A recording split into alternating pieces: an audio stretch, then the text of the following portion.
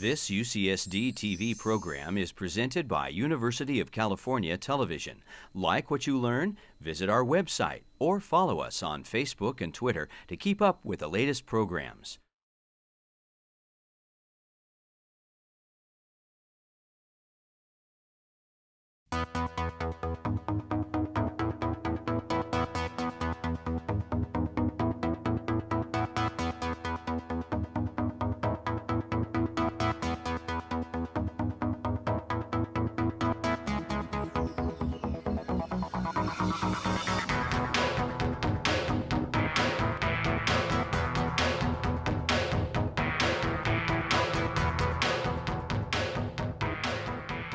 Hi everybody, I'm Dr. David Granet, and welcome to Health Matters. I have been waiting to do this show and wanting to do this show because it's one of the most exciting and important topics that we're ever going to talk about here on Health Matters. The idea that you can be addicted to what you see online and the games that people play and how it can change your life is a dramatic and important topic. And we have perhaps the world's expert in this whole topic, Dr. Andrew Doan. Welcome. Thank you for having me, Dr. Granet. Oh, our pleasure. And let me tell you who this guy is so you know, all right? He's not just the world's expert, he's the man. Dr. Doan is an MD, PhD, and the PhD is in neurosciences. He's a Johns Hopkins guy, graduated from there, and I got to read his title because it's so long I couldn't remember it. In addition to being a professor in the Unified Services University and at Loma Linda, he is an ophthalmologist and oculopathologist, and recently just became the head of the Department of Mental Health, Addictions, and Resilience Research Staff at the U.S. Navy and the military. And you have a military title, it's Commander? Do I have that right?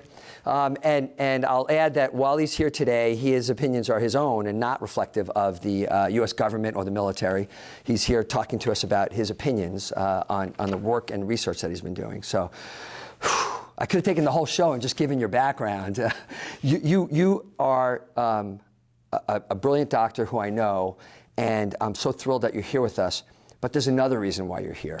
We're talking about internet addiction and gaming, and not only are you a PhD in neurosciences, but you have another reason why this is important to you. And I wonder if you could take a moment and share your own personal experience. Absolutely. You know, I'm here because I care about kids and families, because my family almost got ruined. About 14 years ago, I literally almost took my life where I was going to kill my wife.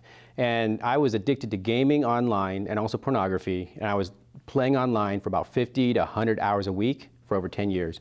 And I'll tell you, that thing drove me so much that I only slept 2 to 3 hours a night.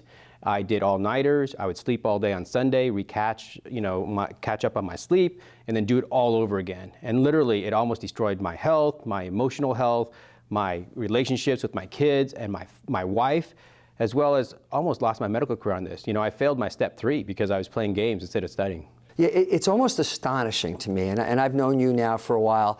We're both ophthalmologists, and we interact, because here you are, really the pinnacle of our field, MD, PhD, every parent's dream for their child, and you almost blew the whole thing up. A medical career that you spent your whole life developing, a wonderful family, and you almost blew it all up because of a gaming addiction. Well, you know, my curse was really my near photographic memory. So I didn't have to study much in med school. So the joke in med school was that it's much harder to get into med school than to graduate, right? So right. B equals MD. So here I am as an MD, PhD. I had 6 full ride scholarships to Columbia, Johns Hopkins, WashU, Mount Sinai, Albert Einstein, University of Washington. I had the pick of where I wanted to go for MD, PhD. So when I got there, I felt like, well, why work hard and get in the top 5% where I can work just to get average?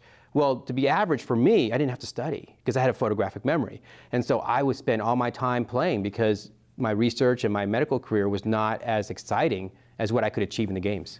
So we call it a gaming addiction. Addiction's a powerful word. Mm-hmm. People are addicted to cocaine. Sure. People are addicted to drugs, and they have all these biophysical things that change about them. Mm-hmm. Is that really the right word for gaming addiction? Absolutely. I think that addiction can fall in 2 categories: substance abuse and also process addictions. Process addictions are like gambling, pornography, shopping, hoarding, and video gaming, internet addiction. The problem is that process addictions drives the adrenals. We have evidence now that, like, for example, addictive gamblers, when they gamble too much, they shoot their adrenal glucocorticoid stress response. So that means that when they see footage of people winning on the slots, they don't get excited anymore. So you can measure with salivary cortisol, and they do not have a peak. Whereas if you and I are not gamblers and we see someone win a jackpot, we get excited. And so our glucocorticoids or cortisol levels or adrenaline levels will shoot up as we see that footage. So the process addiction can drive through the hypothalamus pituitary adrenal axis a stimulation of endorphins. That's why people get excited. So the internet gaming that you were talking about, is that much different than Las Vegas? Oh man, okay, so what I say is that gamblers, knowing that the odds, they still feed the machines, they're not very bright. That's what I'm saying. Yes. But because I'm a gambler as well, I have the gambling, tendency, the gaming acted like a gambling mechanism for me. So when I played these games, I really liked the games, like the role-playing games and the real-time strategy games, where there were magical drops and random drops in the game. That turned me on as much as, going to Las Vegas. Wow. So is this sort of the adrenaline junkie? Absolutely. Okay. Without a doubt, yeah. and so, there are parents out there listening to this, and there are people out there listening to us. And I want to define some terms. We talked about gaming. That's getting online and playing a game. Now, when I was in college and med school, we fed quarters, because I'm a little bit older than you, and we played Star Wars or Mission Control or Asteroids. And when I ran out of quarters, I stopped because I didn't have enough money. I shudder to think if I had had a game that I could have just sat in my room and played, what would have happened. But we got a little rush out of it, and we moved on, and we went back to studying because we didn't have enough money. So there's lots of ways to play games that way. Sure. But then there's the internet itself that can draw you in because it has an infinite amount of information. We have social media for interacting with others without having to look at them, from Facebook to Twitter and so forth, and Instagram. We have simple screen time for the 2-year-old who's sitting there staring at the screen, slack-jawed, watching Frozen or whatever movie happens to be on, or it's being used as a babysitter in front of them. And so how do we differentiate? Is there a differentiation? What should parents start to know about the different mediums? And it's okay, I'm on Facebook, Mom, versus it's not okay, I'm gaming. What's the differences? Well, let's define some basic terms first. So virtual reality stimulation, like gaming, the content can vary, but it stimulates the mind to rewire the neuronal processes. So we know that dopamine is released when people use digital media, okay? But we also know that it can rewire that neuronal process in the mind for that reward mechanism as well. We also are using virtual reality stimulation for pain control in burn victims. So we can put on virtual reality glasses, kind of like the Oculus Rift 3D immersion glasses. Yep. To the point where there's visual distraction and stimulation of endorphins, that when the wounded burn victim is playing a game called Snow World, throwing snowballs at snowmen and penguins, it actually deadens his pain so much that the nurse can scrub the burns every day and change bandages. Wow. So it's like a digital narcotic, literally. And so you have to look at that as being a very powerful drug. So therefore, any drug will have positives and negatives. There's something in this cup that could kill me if I drink too much. Water. Yes, water. And so I can get hyponatremia, and my brain would swell to the point where I would have seizures and I would die from hyponatremia, not enough salt bathing the cells.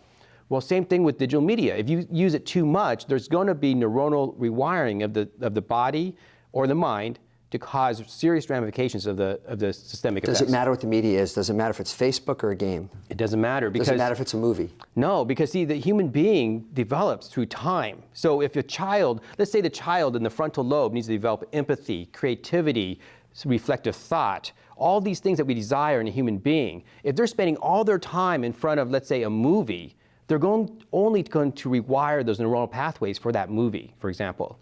But the problem with gaming is that it's more powerful than a movie. So when you look at like the research out of Stanford, Dr. Nick Yee, who's an expert in gaming and why people like to game, there are 3 elements that make gaming very addictive: achievement, immersion, and socialization. That's where the internet came in. See, movies can only immerse you. Books can only immerse you.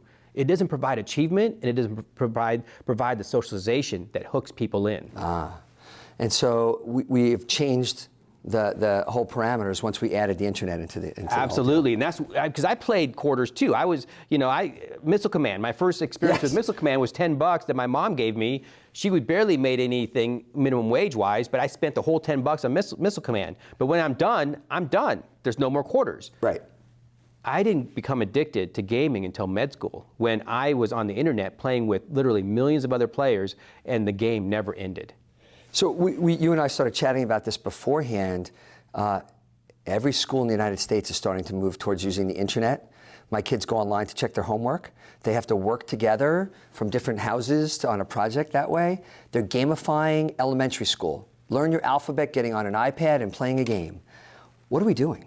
It's very dangerous. So when we hand an electronic device to a child, as an adult, we're thinking digital vegetables, spelling, mathematics, economics, history.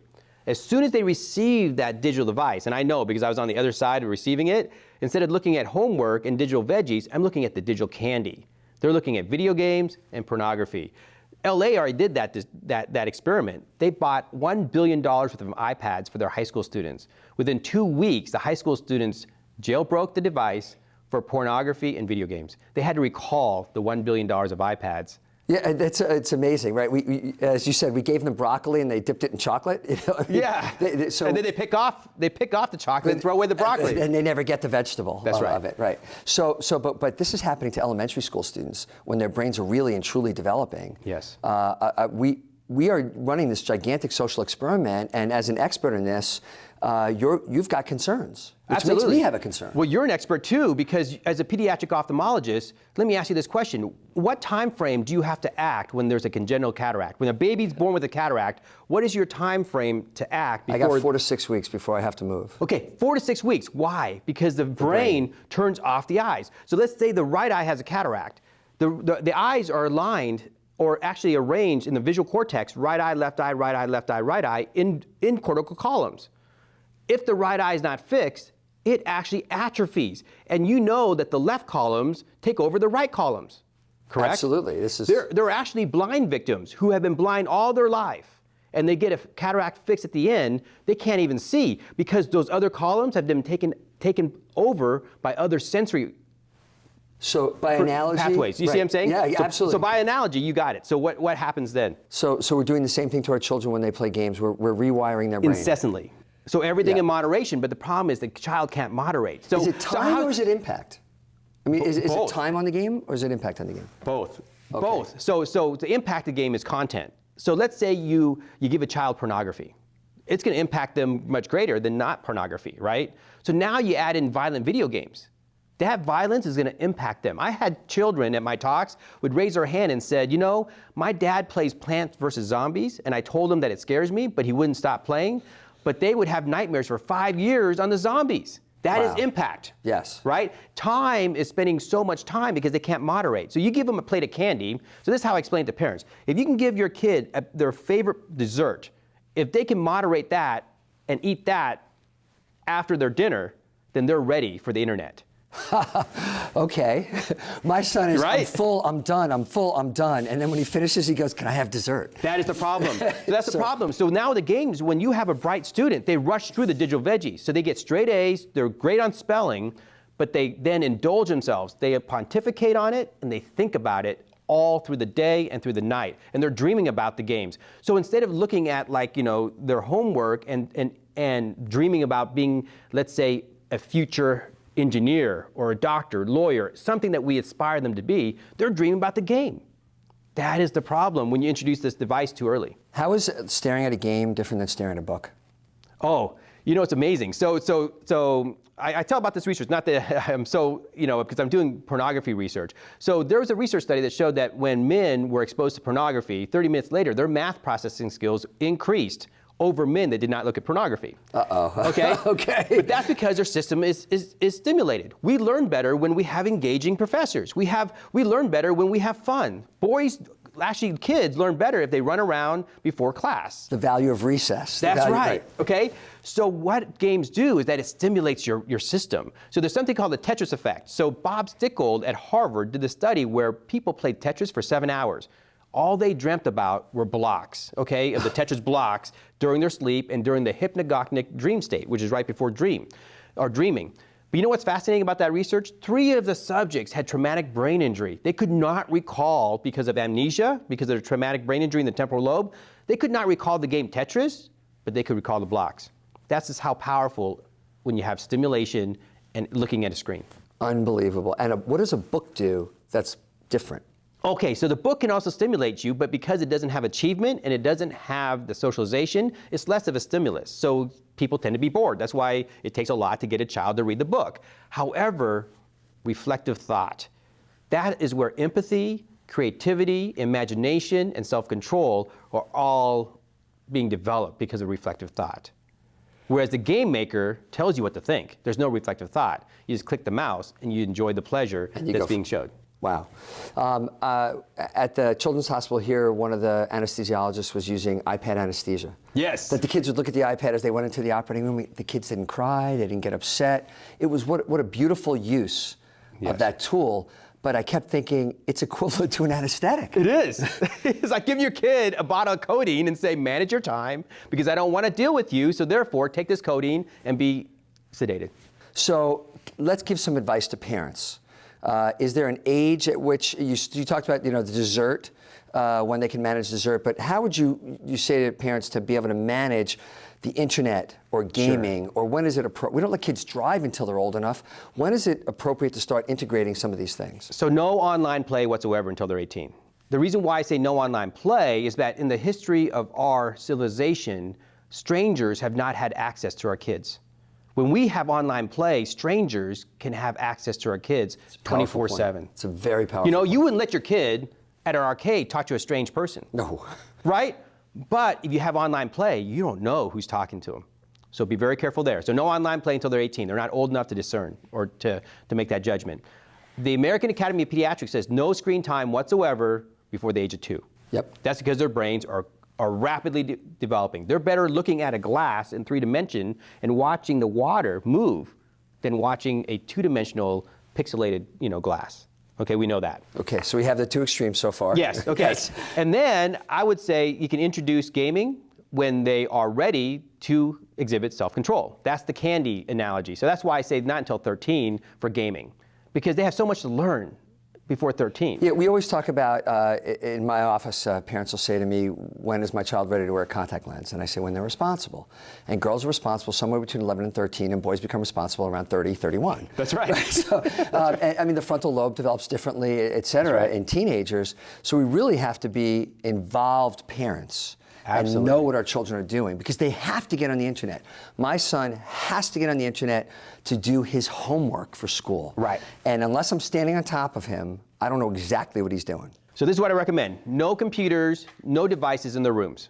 So have the internet in a common place, like a family room or living room, where you can watch them. So they know they're being watched. So you don't have to be there, but they're there, okay, to be the healthy boundaries.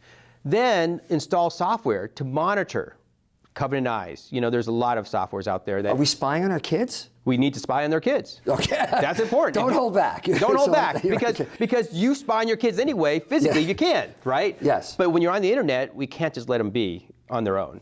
So I would recommend monitoring their time. Locking down the internet after 9 o'clock or after 8 o'clock, shut down. Turn off the modem, right? So if you're gonna give them handheld devices, make sure that they can't get on the internet. So that's why I say no smartphones. There's no reason why a child should have a smartphone. No, the reason for the phone is to be in contact with your family. That's right. And that's it. That's right. So no smartphones. All right, so we have some guidelines for parents that we're Absolutely. Developing. And this isn't just some guy talking about it. We have neuroscience behind this. You've lived it, and this is your research. And absolutely. And the American Academy of Pediatrics actually recommends less than 2 hours of screen time total per day. Right now, the average American child is 7.5 hours of screen time for entertainment. 7.5 hours. Aren't they better getting outside and running around a little bit? Absolutely. So Dr. Stuart Brown wrote this book called Play. He did 30 years of research on play. What you're describing there is rough and tumble play. Did you realize that on a quarter-size area of your skin, there's 5,000 receptors innervating your brain, okay? So we need to have touch and play, and that's how kids learn their motor skills and learning, just developing in general, hitting certain milestones. If we're missing that now, because now they're inside on computers, and they're not stimulating their bodies like they did in the past with playgrounds and all these other rough and tumble play activities. And through rough and tumble play, we also learn our limitations. For example, if I wrestle with you as a child, right, we go out and wrestle, and we're gonna learn our limitations. We're not gonna hurt each other, right? But these games, because of the violence involved, and a lot of parents don't know about the violence in the games, that the kids don't know their limitations. They don't learn how to hold back. Is there something to be learned by in person having to interact with each other on the playground? Sort of life rules that you never get on gaming? There's a whole group of researchers out at Harvard that studied empathy. Empathy is a learned human response through face-to-face interactions. What we're losing through social media, Instagram, Twitter, Facebook, gaming, we're losing empathy. The kids are not learning that. Because see, in these games, you play the most perverted versions of what you would do in real life. I'll give you an example. So I used to play the game Diablo, okay? So I couldn't beat up people on real life. But in Diablo, this game, I would make this portal where I would make all these creatures hang around the portal and then cry out for help, like, you know, the boy that cried wolf. Yes. Come help me, help me. This innocent person comes in, tries to help me, goes down there, all the monsters kill him. But as the monsters kill him, he drops all his items. I go down there and steal all his items because it was fun to make him beg for the items. Right, stuff you would never do in real life. Right.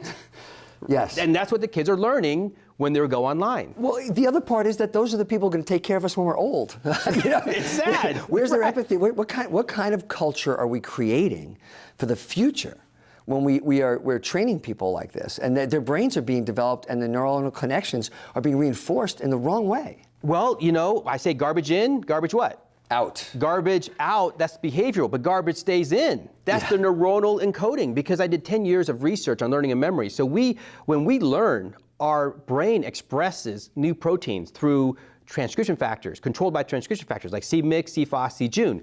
These zinc finger transcription factors change the way neurons wire together. So that's why they say neurons that wire together, fire together.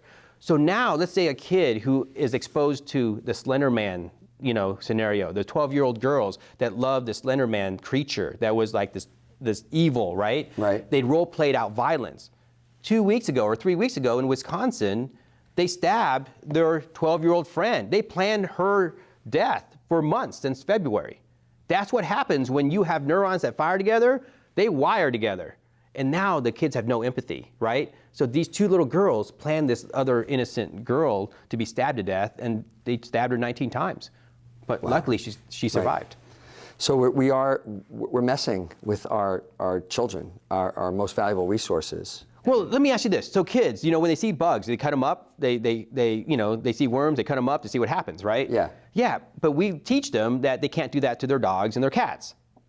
Except online.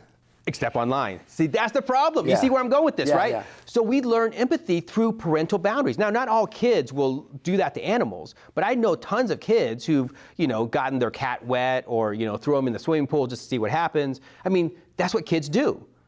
Games allow you to do that because you're role-playing and it reinforces whatever you want to do. In the wrong way. So your ongoing research, what are you looking at? I am looking at the linkage. First of all, I want to see what the incidence and prevalence of video game and internet addiction is in the population, because we don't have good data. I mean, there's some data that just suggests that 1 in 11 kids are addicted.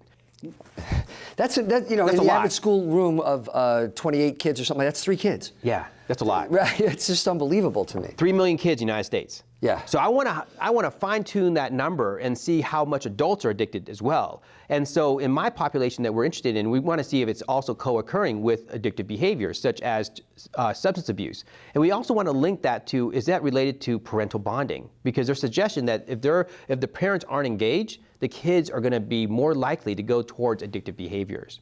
And so we want to really tease that out. And then finally, I want to look at the hypothalamus pituitary adrenal axis and map that pathway out, because I believe that process addiction, similar to what we found in gamblers with the cortisol levels in saliva, it's going to be similar to other process addictions like shopping, sex addiction, pornography addiction, video game addiction, internet addiction. Because I had the physiological, craving for it, and other gamers I work with have physiological craving. And so that explains what happens, is that in a process addiction, you run that adrenal gland so dry that when you unplug from it, you feel horrible. You cannot respond to real life stresses that come by. Because it's shot run out, right? It's burned out. So what happens is when you take a rat who's burnt out in the adrenal gland or a man who's burnt out in the HPA axis, you inject that person or the rat with cortisol, it increases cocaine-seeking behavior. That was research back in the 80s. Okay? So I believe that process addictions are going to act in a very similar way, because if you burn out your adrenal gland, whether it's through cocaine or methamphetamine or through looking at something you shouldn't be looking at through media, it's going to act the same way. So in the few minutes we have left, I want you to answer this question for me, because somewhere there's people listening to you saying, he turned out okay. I mean, yeah, he gamed. He's an MD, PhD. He's got this great job at the Navy. He's a guy in his field. He's on TV. He's okay. What's the big deal? Look how he turned out. What do you say to that? You know, a lot of kids say that as a criticism, like this doctor's trying to ruin my fun. But this doctor, I'm hypomanic, so I can actually get by with little sleep. So very few human beings could have survived the schedule I survived, playing 50 to 100 hours a week. What did it do to your wife? Oh, horrible. So she was in a fetal position, crying in the closet because of the abuse and the addiction. So now the addictive recovery is only one step. Now I have to recover from the damage that I've laid on my family, my kids and my wife. So now we're in the process of healing. So even though I'm unplugged from this thing and been healed over 6 years, I'm now still with the ramifications that I laid down previously the last decade. So it's painful. It's not something I wish on anybody. That's why I'm here educating and trying to spread the word. And even though you're doing incredible research and your job is unbelievable, do you run the risk of another addictive behavior into that work? And ignoring your family again? I mean, you're still dealing with these things. Absolutely. So what I say is that, the addictive trait is like the go-getter trait, right? So I can go get like bad behaviors, and that's called addiction. If I go get healthy behaviors, that's called societal, great, gratification, right? So, or people, give me accolades for that. Right. So what I say is that for me, I have to be careful as well, because when I get into research, I can get really excited and not sleep through the night. And so now I have to force myself to sleep, turn off my phones, unplug, and then focus my energies during working hours and be very cognizant of my addictive behaviors. But this is the hope that I tell people. It's the go-getter trait. You're born with some special abilities in your DNA that if you just have to focus into societal, rewarding experiences, you can take that addict and turn him into a CEO, great father, great mom, great person, contributor in our community. Well, and that's clearly what you're doing, and I can't thank you enough for coming out on and talking to us about this, but also for being open about what's gone on in your life and turning this into a positive, and taking the research, doing what you're doing, and helping families all across the world to make a difference. And that's really what we're here for, is to make a difference in the world, and you're doing it. And not everybody does that. So on behalf of all those people, lives that you're touching, I get to be the guy to say thank you. Thank you. I appreciate it. Well, we appreciate you being on here. You've been listening to a master communicator talk to you about information that you have to know.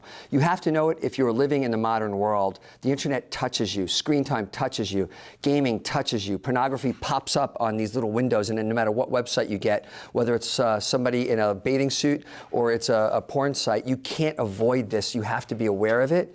And we have to be actively raising our children, and we have to be actively involved in their lives. Knowledge is power, and no more than in what you just heard.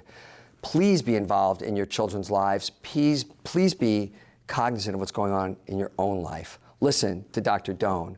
Listen to what he had to say. I'm Dr. David Granet, and this has been Health Matters. We'll see you again next time.